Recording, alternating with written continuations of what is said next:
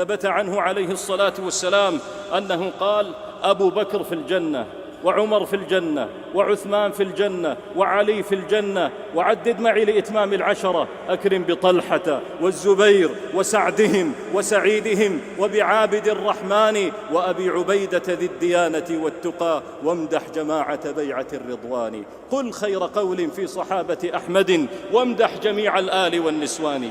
حجزوا مقاعدهم في الجنة فهنيئا لهم، يعيشون في الدنيا عبورا منطقة ترانزيت ثم يعبرون إلى الجنة. هنيئا لكم، طوبى لكم وحسن مآب.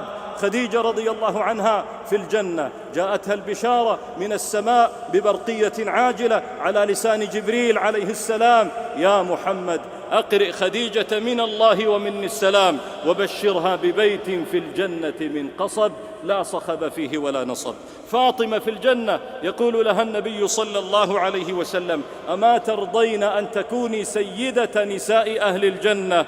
آل ياسر في الجنة، يمر بهم النبي عليه الصلاة والسلام فيضمد جراحاتهم بكلمات هي البلسم الشافي: صبرا آل ياسر، صبرا آل ياسر، إن موعدكم الجنة، فليتك تحلو والحياة مريرة، وليتك ترضى والأنام غضاب، وليت الذي بيني وبينك عامر، وبيني وبين العالمين خراب. إذا صح منك الود فالكل هين، وكل الذي فوق التراب تراب. بلال في الجنة، يقول له النبي عليه الصلاة والسلام: بما سبقتني إلى الجنة يا بلال؟ وعكاشة في الجنة رضي الله عنه وأرضاه، لأنه التقفها سريعا في حديث 70.